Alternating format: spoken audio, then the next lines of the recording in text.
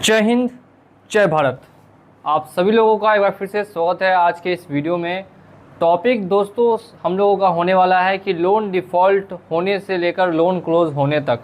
जी हाँ दोस्तों, loan default जिस दिन आप करते हैं फर्स्ट डे से, जिस दिन आप लोन से पूरी तरीके से फ्री हो जाते हैं, ये पूरी जर्नी कैसे लोग निभाते हैं, कैसे ये जर्नी काम करती है, इसके बारे में हम लोग डिस्कस करने वाले हैं। काफ़ी लोग हमारी वीडियोस को फॉलो करते हैं और अपने लोन्स को क्लोज़ करते हैं।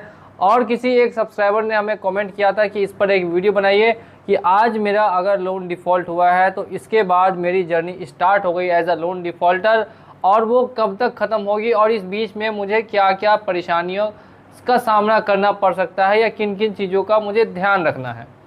तो इस टॉपिक पर वीडियो है। जिनका 1000 रुपये का लोन है, जिनका 10,000 रुपये का लोन है, जिनका 1 लाख रुपये का लोन है या फिर जिनका 10 करोड़ का लोन है, सभी के लिए ये वीडियो काफ़ी इम्पॉर्टेंट है। तो आप सभी लोग इस वीडियो को देखते देखते चैनल को सब्सक्राइब करके वीडियो को लाइक कर देंगे। हम लोग वीडियो को स्टार्ट करते हैं। पॉइंट वाइज पॉइंट हम लोग बात करेंगे। सबसे पहले बात करते हैं लोन डिफ़ॉल्ट। फर्स्ट डे जब लोन डिफ़ॉल्ट होता है, आपका जैसे ही लोन डिफ़ॉल्ट होता है, आपके मन में बहुत सारे कन्फ्यूज़न्स, बहुत सारे सवाल लगातार आते हैं। देखिए, आखिर लोग क्यों डरते हैं लोन को डिफ़ॉल्ट करने से, इसके पीछे क्या क्या मेन रीज़न है। सबसे पहला जो रीज़न होता है दोस्तों, वो फैमिली से होता है, ठीक है। दूसरा होता है आपके रिलेटिव से और या फिर नेबर्स से जो आपके आसपास रहते हैं, कि किसी को अगर पता चलेगा तो फिर अच्छा नहीं लगेगा। जैसे इंडिया के अंदर में माना जाता है कि जो लोग लोन डिफ़ॉल्ट करते हैं वो लोग अच्छे नहीं होते, तो ऐसा बिल्कुल भी नहीं है। मैंने खुद अपने एक्सपीरियंस से मैं ये बता पा रहा हूँ, 95% लोग जिनका लोन डिफ़ॉल्ट है, ऐसा कुछ भी नहीं है कि वो लोग बुरे हैं। उनकी स्थिति ऐसी है कि उन्हें लोन डिफ़ॉल्ट करना पड़ रहा है। वो किसी का पैसा खाना नहीं चाहते हैं, वो कभी भी बैंक का पैसा रखना नहीं चाहते। मैं 95% से ज़्यादा ऐसे लोग हैं जिनका लोन मजबूरी में डिफ़ॉल्ट होता है। ऐसी क्राइसिस आ जाती है, ऐसी फाइनेंशियल कंडीशन आ जाती है कि वो लोन को आगे बढ़ा नहीं सकते। अगर वो लोन को और आगे बढ़ाने जाएंगे तो जिस तरीके से पहले लोन के दलदल में फंसे हैं और आगे चल के भी फंसते रहेंगे।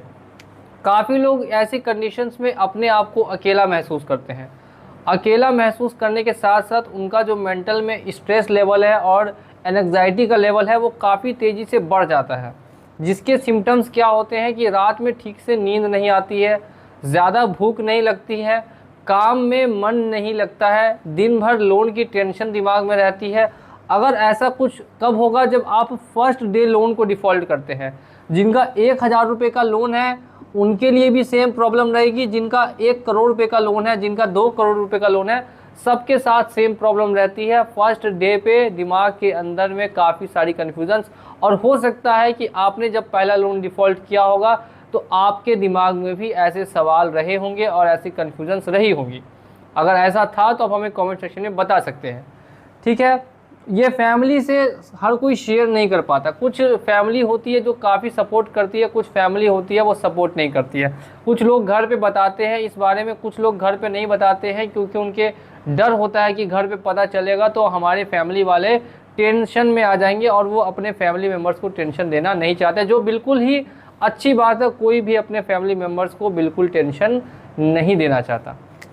तो ऐसी कंडीशंस में क्या सही होगा, अगर आप भी लोन डिफ़ॉल्टर हैं, क्या बताना घर में ये इस चीज़ का सही है कि आपका लोन डिफ़ॉल्ट है। देखिए, इस दुनिया में सबसे पहली चीज़ हमेशा याद रखनी है, अगर आपके साथ कुछ भी होता है तो उसमें सबसे पहले जो आपको सपोर्ट करेंगे वो आपकी फैमिली ही होगी।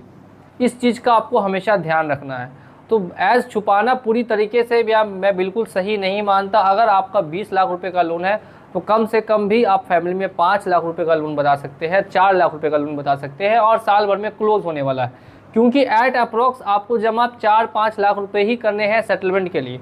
पूरे 20 लाख रुपए तो आपको देने नहीं है, तो आप उनको 4-5 लाख का ही बता सकते हैं, और 1-2 साल में, 1.5 साल में या 6 महीने में क्लोज होगा। ये भी शेयर कर सकते हैं कि ज़्यादा टेंशन इसमें लेने वाली बात नहीं है।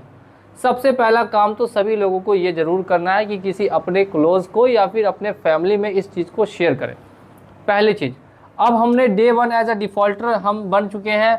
अब हमने लोन को डिफ़ॉल्ट कर लिया है, ठीक है। लोन को साथियों डिफ़ॉल्ट करने के बाद बैंक की तरफ से pressure, NBFC company, online apps, इनकी तरफ से प्रेशर का सामना काफ़ी लोगों को करना पड़ता है। किस किस तरीके के प्रेशर होते हैं जिनको झेलना पड़ सकता है और जिसके लिए आपको पहले से ही तैयार रहना।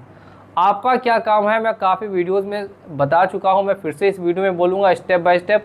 पहला काम है आपको इन्फॉर्मेशन प्रोवाइड करना। फर्स्ट इन्फॉर्मेशन, जैसे ही लोन डिफ़ॉल्ट होता है आपने बैंक वगैरह को ईमेल किया। देखिए बैंक या कंपनी एनबीएफसी जो भी होगी, उनको कितना भी आप ईमेल करेंगे तो बहुत कम ऐसी कंपनियां हैं या बैंक है जो आपके लोन के ड्यूरेशन को एक्सटेंड करे। ठीक है, लोन के ड्यूरेशन को यहाँ पे एक्सटेंड करती हुई बैंक नहीं दिखती है, बैंक इस चीज़ में कोऑपरेट नहीं करती है। तो फिर क्या कर सकती है, ये कर सकती है कि आपके लिए जो रिकवरी का प्रोसेस है उसे स्टॉप कर दे कुछ समय के लिए, यानी कि रिकवरी जो होती है वो कुछ समय के लिए नहीं होगी।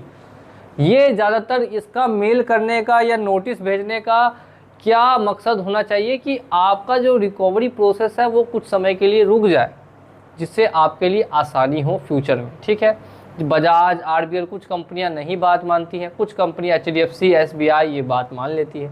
तो अलग अलग तरीके के बैंक्स हैं, अलग अलग तरीके से अपने नियम के हिसाब से काम करते हैं। रेप्यूटेड बैंक हमेशा बात मान लेते हैं, लेकिन जो रेप्यूटेड बैंक नहीं है, छोटे बैंक है, वो बात मानने से इतराते हैं, जल्दी बात नहीं मानते। कस्टमर से उनको कोई रिलेशन नहीं बनाना होता। ठीक है, ये हो गया पहला काम कि आपने इन्फॉर्मेशन दे दी।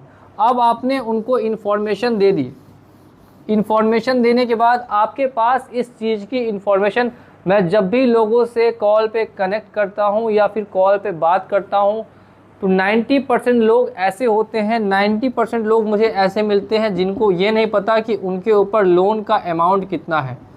मैं जब भी पूछता हूँ कि आपके ऊपर टोटल लोन अमाउंट कितना है तो वो सोचने लगते हैं, गिनने लगते हैं कि कितना इस बैंक से उस बैंक से, तो उनके पास पूरी डिटेल नहीं है।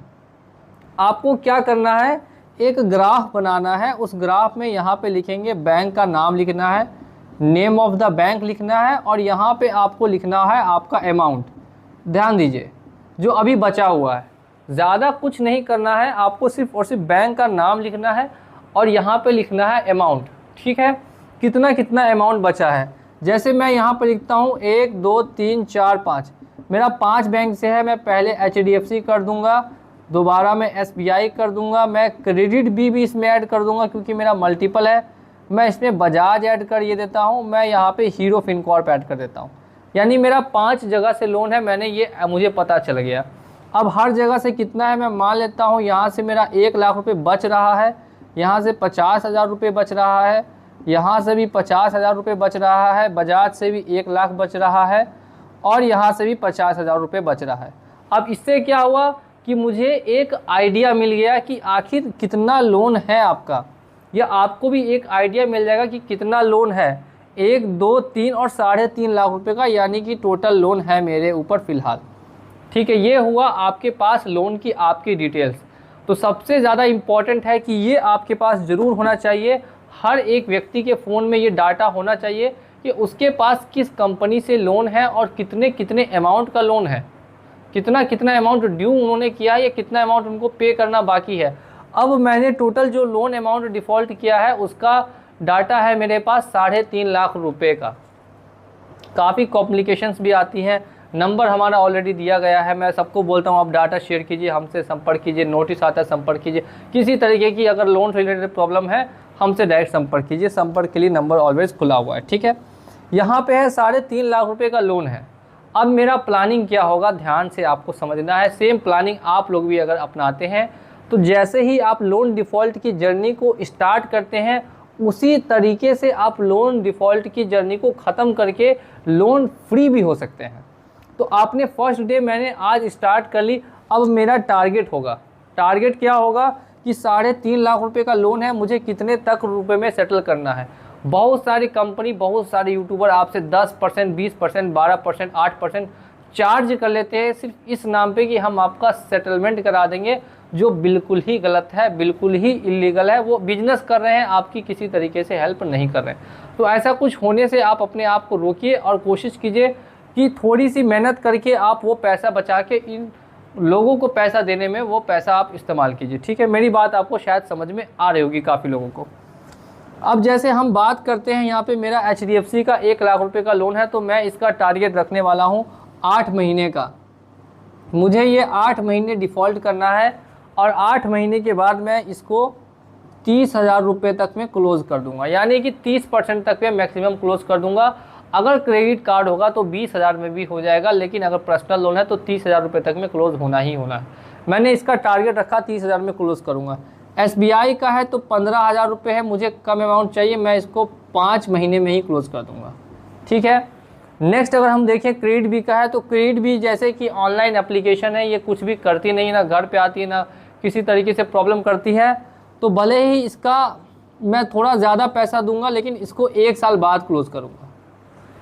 इसको मैंने क्या किया, 1 साल बाद क्लोज़ किया। अब मेरे पास है बजाज का लोन, तो बजाज वाले विजिट वगैरह करते हैं, आर्बिट्रेशन वगैरह जल्दी से करते हैं, तो इसका मेरा टारगेट रहेगा कि 4 से 5 मंथ पे 30,000 रुपये तक में इसको क्लोज़ ईजिली कर दिया जाएगा।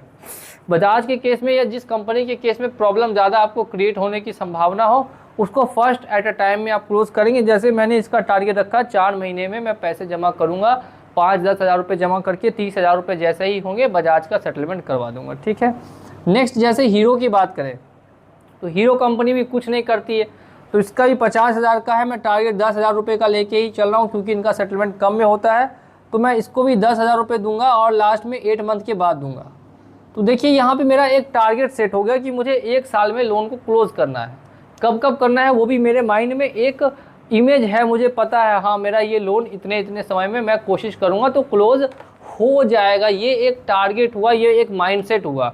काफ़ी लोग इस माइंडसेट से काम नहीं कर पाते हैं, इस वजह से इतनी ज़्यादा प्रॉब्लम्स और डिफ़िकल्टीज़ को उनको फेस करना पड़ता है, जबकि रियल टाइम में ऐसी कोई प्रॉब्लम या डिफ़िकल्टी एग्जिस्ट ही नहीं करती है।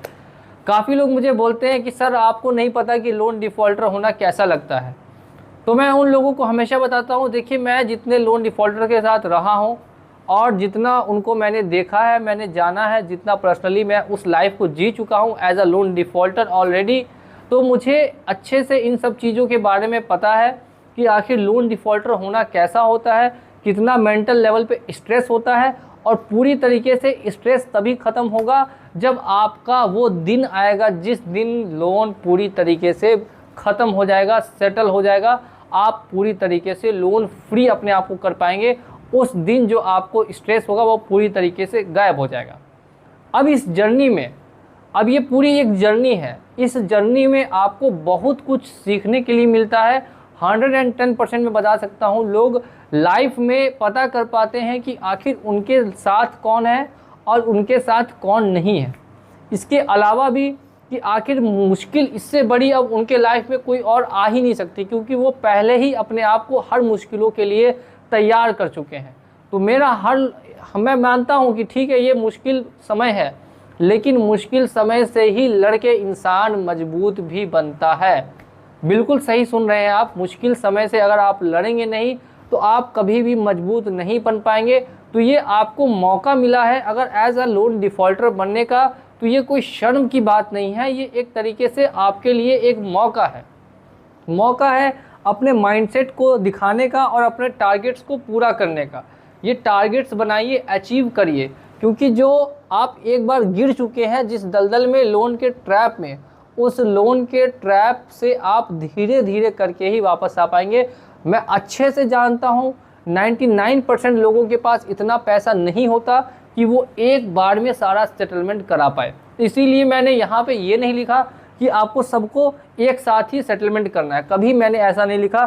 देख सकते हैं मैंने एक टाइमिंग दी है कि 8 महीने बाद कराना है, 4 महीने बाद कराना है, 5 महीने बाद कराना है, या कितने महीने तक आप इसको डिफ़ॉल्ट करें उसके बाद कराएं।